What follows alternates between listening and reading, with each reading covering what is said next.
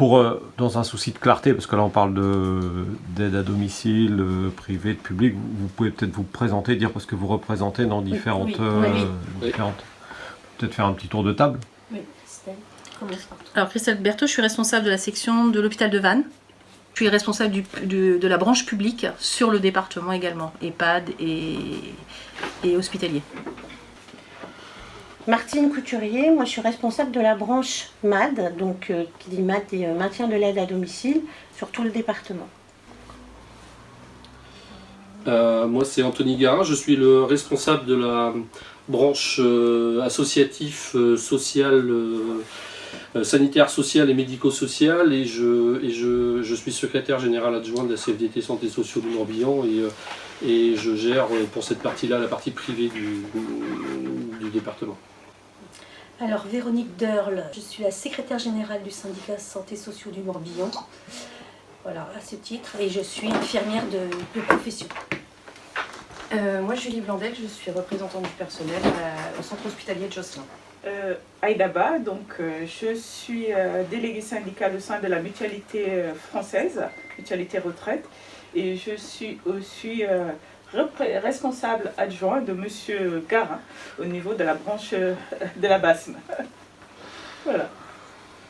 Et Florence Belzic qui est secrétaire adjointe à la clinique Augustine du CSE. Là, il s'agit d'un mouvement national. Aujourd'hui, un peu partout en France, il y a des manifestations. Est-ce que vous avez une déclinaison propre au Morbihan Ou clinique. Oui, enfin, puisque là, c'est un peu tout le monde. Hein, c'est clinique. Il y a la même chose à Ploermel. Oui. L'appel à la grève est tout secteur confondu. Ce n'est pas que l'hôpital qui est concerné aujourd'hui, c'est tout secteur confondu. La branche lucrative, la branche libérale, c'est-à-dire les laboratoires d'analyse biologique, le maintien à domicile, le privé, le public. C'est un appel à la grève de tous les secteurs. Ce qui est regrettable aujourd'hui dans les médias, c'est qu'on ne parle que de l'hôpital public. Hein, la prime soignant exceptionnelle, c'était que pour le public. Et là, nous, la CFDT, c'est un petit peu notre décalage par rapport peut-être aux autres organisations syndicales. On veut une prime exceptionnelle, égalitaire et universelle pour tous les salariés. Tous les secteurs confondus. Tous les secteurs confondus. Et on n'est pas sur la revendication 1 500 € pour tout le personnel hospitalier. Non, c'est pas pour tout le monde. Toutes les branches sont concernées. C'est ça notre revendication aujourd'hui. Pour ça, peut-être qu'on est un peu en décalage des autres organisations syndicales. Oui, sur des revendications bien précises, c'est-à-dire c'était une prime exceptionnelle Covid, égalitaire et universelle pour tous les salariés de la santé, privés, publics. Sur la demande de la sortie rapidement des textes sur la reconnaissance de la maladie professionnelle pour les salariés qui ont été touchés par le Covid. Et pour la rétribution, la récupération des heures supplémentaires. Mais le décret est sorti dimanche. Des heures sup, ouais. Des heures sup. Donc voilà, ça, nous avons été entendus avant aujourd'hui sur le décret sur le paiement des heures sup liées à la crise Covid. Voilà, aujourd'hui, c'était le mot d'ordre de la CFDT Santé Sociaux. Voilà. De plus, du fait du plan Ségur, qui est en cours de négociation avec le ministère de la Santé et les organisations syndicales, on est aussi bien sûr sur la revalorisation salariale et sur un plan d'investissement massif des hôpitaux et du milieu de la santé. Voilà les revendications d'aujourd'hui. Alors, au niveau départemental, il y a eu des rassemblements ce matin, l'hôpital de Vannes, l'hôpital de Lorient, l'hôpital de Pontivy à 14h30. Les EHPAD. Les EHPAD. Cet après-midi. On avait un mot d'ordre de ne pas aller sur une manifestation du fait de la crise sanitaire. Donc on a préféré privilégier des rassemblements restreints de militants. On a rencontré aussi les députés. On a été le 12. On a rencontré 3 députés. Monsieur Molac, Monsieur Pellois et Monsieur Jacques. Pour remonter les mêmes choses. Il nous avait rencontrés déjà au mois de février. Au mois de février, M. Pellois nous avait annoncé qu'il n'y avait plus de sous, que la santé, oui, on venait se plaindre, il comprenait, mais que tout le monde venait se plaindre, la police, les pompiers, mais qu'il n'y avait plus de sous. Puis là, il nous dit, c'est vrai que magiquement, on a réussi à débloquer pour les primes, Alors les primes, c'est vrai que ça a fait plaisir, hein. Enfin, quand même pas mal de gens qui vont trouver ça, mais c'était pas satisfaisant et c'est ce qu'on allait lui expliquer, qu'on est allé lui expliquer vendredi en disant, puis moi je voudrais rajouter à ce que tu disais Véro, c'est l'amélioration des conditions de travail. C'est qu'aujourd'hui, oui, avoir une revalorisation de nos salaires c'est important, mais c'est aussi travailler dans des meilleures conditions, en nombre. On n'a plus assez de bras dans les milieux santé sociaux. Aujourd'hui, les textes qui sont sortis aujourd'hui sont beaucoup sortis pour la fonction publique hospitalière, un peu moins pour le privé. Et ça, c'est un peu dommage, puisqu'aujourd'hui, les établissements privés comme publics ont travaillé autant pour le Covid. Oui, si, ils ont travaillé autant. Non, il est sorti le texte. Oui, c'est sorti, oui, mais pas tout à fait. Il n'est pas sorti encore aujourd'hui pour l'aide à domicile. Non. Il n'est pas sorti pour les professionnels des libéraux. sociaux. Il n'est pas libéraux, sorti pour les rien du libéraux. Ouais.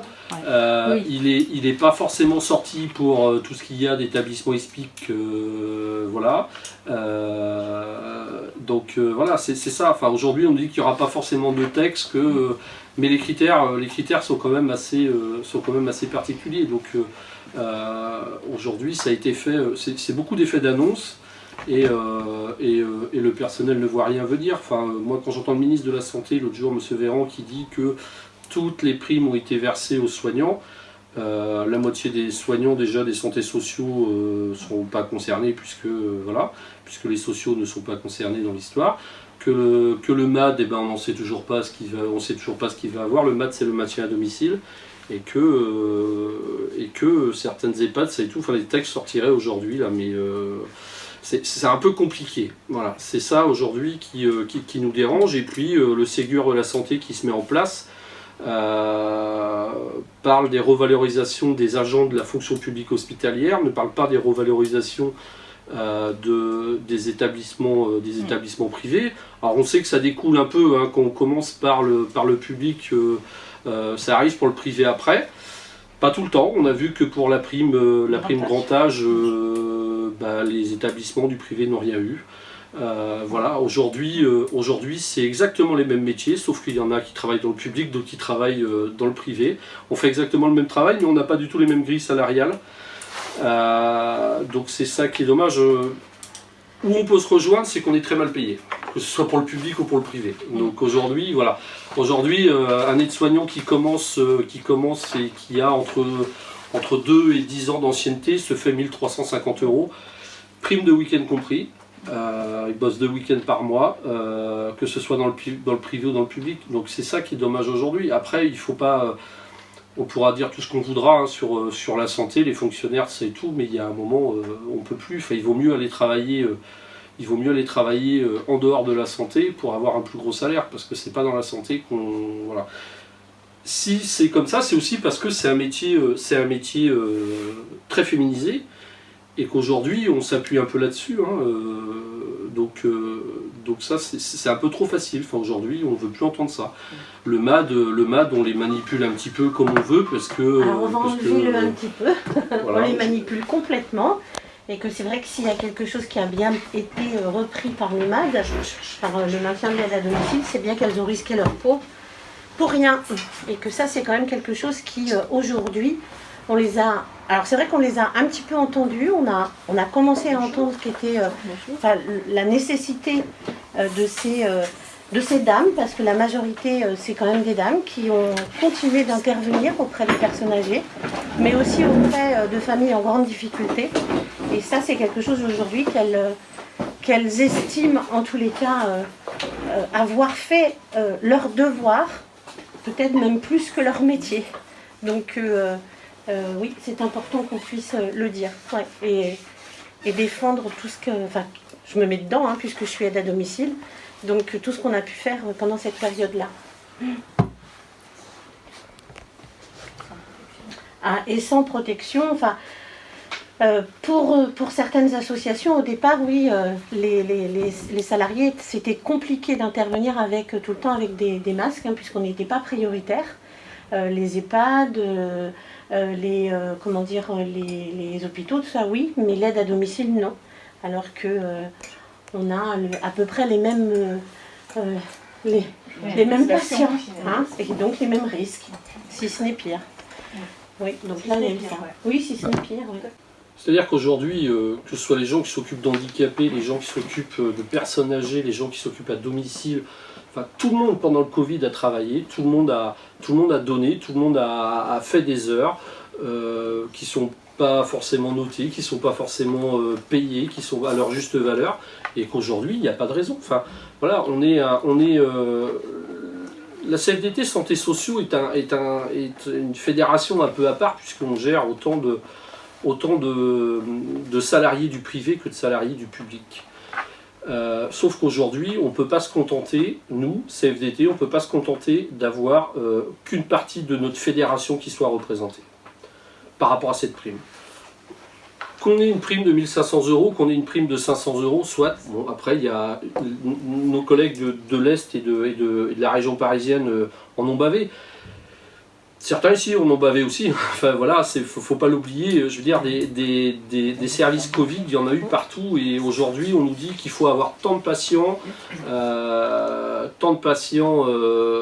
dans un service Covid pour pouvoir avoir cette prime. Si vous n'avez pas tant de patients, vous n'aurez pas cette prime. Voilà, la reconnaissance de la maladie professionnelle. Depuis le départ, M. Véran en parle. Et nous dit que cette reconnaissance de la maladie professionnelle va être prise en charge sans aucun problème. Aujourd'hui, les textes ne sont pas sortis. Voilà. Je veux dire, ça fait 3 mois qu'on nous dit ça, les textes ne sont pas sortis aujourd'hui. Voilà. Quid de ces gens-là, enfin, quid des gens qui ont été malades c'est pas normal, enfin, je veux dire, on a fait beaucoup, ce gouvernement a fait beaucoup d'effets d'annonces, d'effets de manche, d'effets de, vous appelez ça comme vous voulez, simplement aujourd'hui, ça tombe au compte-gouttes. C'est vraiment au compte-gouttes, enfin, je veux dire, voilà, il y a un moment, nous on a dit qu'on n'était pas des héros, on est simplement des pros, qu'on voulait qu'on soit reconnu comme tel. Il y a tout le monde autour de cette table, il y a 8 mois, 10 mois, était en train de manifester pour une reconnaissance de notre métier. On a été reçus avec des gaz lacrymogènes, c'est tout. Aujourd'hui, on nous applaudit, c'est bien. Enfin, bon, des applaudissements comme tout le monde, hein, ça fait chaud au cœur. Sauf qu'il y a un moment, moi, j'ai besoin d'avoir un salaire correct pour faire un travail correct. Aujourd'hui, on n'arrive plus à trouver. Aujourd'hui, on reprend de l'intérim. Avant les vacances d'été, on a déjà commencé à prendre de l'intérim pour remplacer dans les services. On n'arrive plus à trouver d'aides-soignants, on n'arrive plus à trouver d'infirmières, on se pose la question pourquoi. Ben, il n'y a pas à se poser la question, hein. Je veux dire, il y a un moment qu'on n'est pas payé, on n'a pas de reconnaissance, on a un métier qui est très dur, et ben on se pose encore la question pourquoi on n'arrive pas à recruter. Ben, il ne faut pas vous étonner, hein. Je veux dire, aujourd'hui, une aide-soignante qui commence, elle commence au SMIC. Oui, prime confondue. Enfin, je veux dire, on a des conventions qui font aujourd'hui qui sont même en dessous du SMIC. Donc voilà, enfin, je veux dire, on a des conventions, l'aide à domicile, elles sont embauchées en dessous du SMIC et pour pouvoir que ça aille quand même au SMIC, ils sont obligés de faire des rajouts d'ancienneté. C'est-à-dire c'est complètement incroyable, quoi.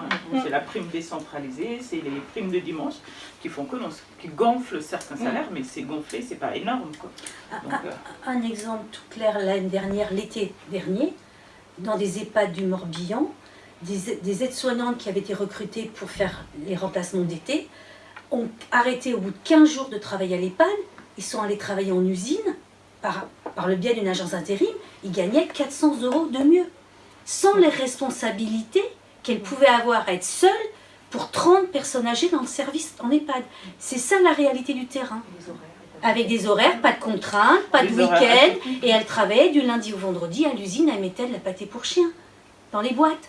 Mais quand on leur posait la question, mais vous allez perdre vos compétences, elles s'en fichaient. Elles disaient, mais moi ce que je vois, c'est le bulletin de salaire, c'est ce que je vais gagner à la fin du mois.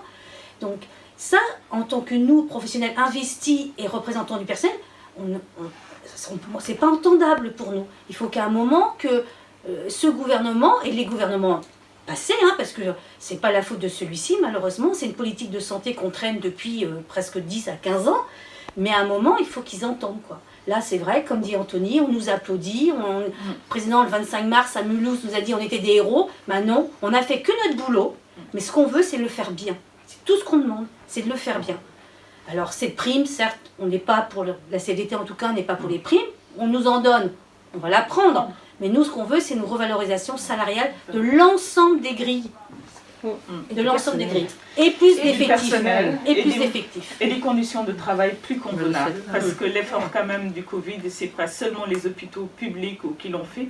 Tout le monde a eu des changements au niveau de ses horaires. Nos trams sont passés de 7 heures journaliers à 12 heures. Il faut une organisation. Les enfants n'étaient pas à l'école, il faut les faire garder. On était au front, donc maintenant qu'ils viennent nous rendre des comptes, quoi. On veut juste le diplôme qu'on a soit reconnu et payé à sa juste valeur. Donc voilà. On a un président de la République qui aime bien comparer la France et l'Allemagne. Moi je vais vous dire, l'Allemagne aujourd'hui, au taux horaire, ils sont 25% plus cher, enfin payés plus cher que nous. Voilà.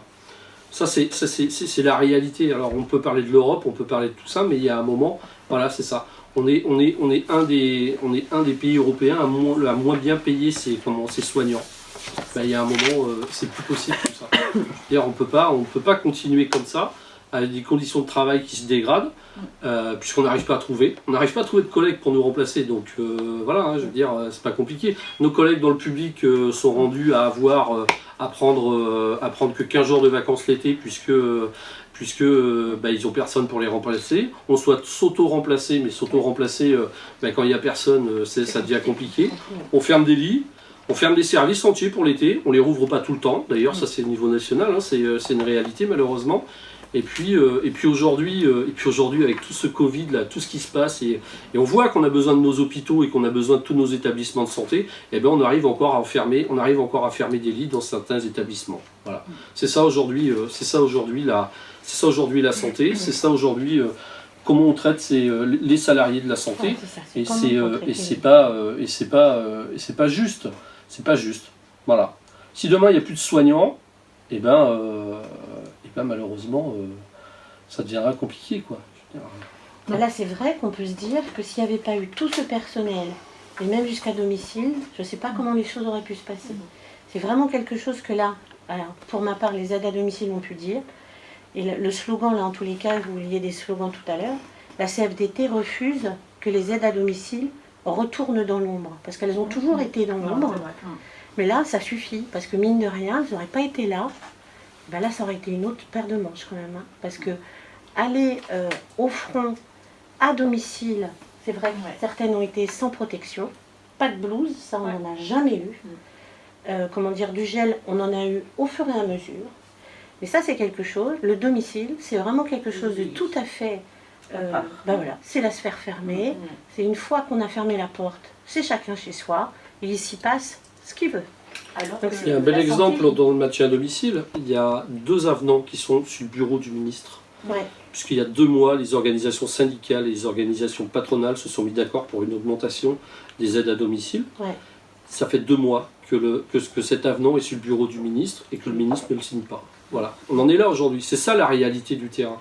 C'est que même si les employeurs et les organisations syndicales arrivent à se mettre d'accord, il y a toujours quelqu'un derrière qui freine des 4 freins. Alors c'est soit le ministre pour autre chose, c'est soit les organisations patronales, mais il y a toujours quelqu'un derrière qui freine parce qu'il ne faut pas trop payer. Il ne faut pas trop payer, mais à un moment, à force de ne pas trop payer, ces gens-là, ils sont plus compétitifs. Enfin, je veux dire, on n'en trouvera plus, quoi. Donc voilà. Mais là, en tout cas, là, les employeurs ont pu dire, les employeurs ADMR du Morbihan ont pu dire que là, pour l'été, ça va être une catastrophe.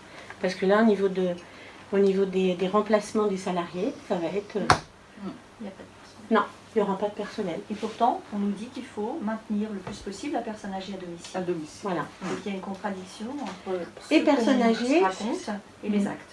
Et personnes âgées et familles fragilisées, où ce sont aussi... Voilà, c'est ça. Ce sont aussi les aides à domicile qui accompagnent les familles en situation délicate. Et donc là c'est pareil, il y a une grosse pénurie de personnel, ce qui en soi est normal, vu et les conditions, et les contrats, et le salaire. Il n'y a pas, dans l'aide à domicile aujourd'hui, surtout dans les aides à domicile auprès des personnes âgées, il n'y a pas de temps plein. C'est-à-dire qu'un temps plein, le temps plein est considéré à 130 heures. Une aide à domicile ne pourra jamais avoir... Excéder les 130. Non, jamais. Donc ça, c'est sûr et certain. Alors quand on voit le personnel qu'on embauche aussi, catégorie 1, on est sans diplôme. voilà, donc elles font tout ce qu'on leur demande, comme on disait tout à l'heure. Donc c'est très compliqué en tous les cas de demander quelque chose, et toujours à demander à cette catégorie de personnel-là sans rien avoir au bout. Donc vraiment, on ne les remet pas dans l'ombre. Là, il faut, pour une fois qu'on en a entendu parler de ces aides à domicile, alors allons-y quoi, allons-y. En fait, le jour d'après ressemble furieusement à celui d'avant, quoi. Oui, tout à fait. C'est aussi partie de ce, entre guillemets, je ne sais pas si on peut appeler un concept, mais de vocation du personnel soignant, des gens qui s'occupent des autres, en général. Et donc, si c'est une vocation, si on a tellement envie d'aider les gens et de les soigner, de prendre soin de ces personnes-là, pourquoi est-ce qu'on irait demander des salaires, voilà. C'est partie de ça aussi, je pense que c'est cette... mais c'est plus comme ça maintenant. Ah non, là on est vraiment devant des gens qui sont professionnels, qui aiment leur métier, ça c'est vrai. En plus. Mais la vocation elle est toujours là, je pense, mais la réalité, comment? Le don de soi qu'on avait n'est plus là. Ouais, prendre soin, mais plus le don de soi. Ouais. Ça se voit d'ailleurs, parce qu'il y a de nombreux aides-soignants qui arrêtent leur métier. Oui. Ils arrêtent parce que ils sont fatigués physiquement, moralement, parce que les conditions de travail qu'ils ont peut-être connues pendant leurs études, elles ne sont plus là. Et ils arrêtent pour faire autre chose, ils ne peuvent plus. Et tant qu'on n'aura pas pris soin des soignants ou des aides à domicile, à un moment donné, la personne, elle ne peut plus redonner parce qu'elle ne reçoit plus. Donc elle ne peut plus donner à l'autre, elle n'est plus considérée, elle n'est plus mise en avant, on n'en parle pas, comme tu disais, les oubliés dans l'ombre. Et c'est impossible de toujours donner et de ne jamais recevoir à un moment donné. Il s'épuise, il change de voie. Une aide-soignante aujourd'hui fait ce métier-là 7-8 ans, pas plus. Au bout de 7-8 ans, elle commence déjà à être abîmée et du coup on arrête ce métier-là et on fait des reconversions. C'est ça aussi la réalité du terrain. Dans le cadre du Ségur de la santé qui a commencé le 25 mai, la CFDT Santé Sociaux a fait des propositions, des revendications jusqu'au 30 juin. Les organisations syndicales ont jusqu'au 30 juin pour faire des propositions à la commission du Ségur. Et après, du 1er juillet au 14 juillet, le gouvernement arbitrera ces revendications. Et après, mi-juillet, il y aura, je pense, une annonce du président sur le plan Ségur. En tout cas, pour avoir vu les revendications de la CFDT, le travail sur la rémunération, on ne peut que s'en satisfaire, puisqu'il y a des revendications de plus de 110% du SMIC et un passage en aide-soignant catégorie B, même si ce n'est que de la fonction publique. Mais j'espère, en tout cas, on espère que on va être entendu par le gouvernement. Il y aura certainement des arbitrages. Mais en tout cas, la CFDT, Santé Sociaux, elle fait son travail. Elle fait le job au niveau du ministère. Elle fait des propositions sur la qualité de vie au travail. Il y a aussi des revendications qui ont été données sur le dialogue social, sur les rémunérations et les requalifications de grilles salariales. Maintenant, il faut qu'on soit entendu. Voilà, c'est notre souhait que le gouvernement entende, parce que là, aujourd'hui, on est en grève, mais si on n'obtient rien en juillet, je pense que le monde de la santé, pendant l'été ou en septembre, sera de nouveau dans la rue. Ça, c'est clair. Là, après la crise Covid, elle n'est pas finie, cette crise. Il faut bien le dire, elle est loin d'être finie. Si on est de nouveau une deuxième vague qui arrive à l'automne, je ne sais pas si le personnel tiendra. Psychologiquement et physiquement. Et physiquement, parce qu'on est déjà épuisé et que... Il y aura eu l'été qui va être passé, parce qu'il faut savoir que dans les IFSI, dans les écoles d'infirmiers et dans les écoles aides-soignants, ils ne recrutent plus. Les promotions sont à 25% pas remplies, puisque on n'attire plus. Donc là, je vois, là où moi je travaille, on nous a annoncé déjà qu'on n'aura pas de remplaçante cet été. Parce que la crise Covid a coûté plus de 200 000 € à l'établissement. Et du coup, ces 200 000 € ne sont pas financés pour l'hôpital psychiatrique. Et donc, on n'aura pas de remplaçante infirmière cet été. Donc il va falloir qu'on s'auto-remplace. Donc ça ajoute encore de la fatigue supplémentaire.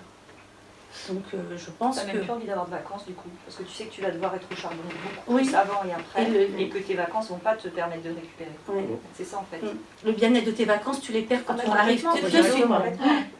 Voilà. Parce que tu es obligé de bosser beaucoup plus Donc, avant et après pour remplacer donc, tes collègues. Donc, moi j'ai quelqu'un de ma famille qui est également en EHPAD comme ça, et il passe à des journées de 12 heures avant les congés pour pouvoir remplacer des collègues qui sont partis en vacances. Ben, quand elles en font plusieurs, quand elles en peuvent plus.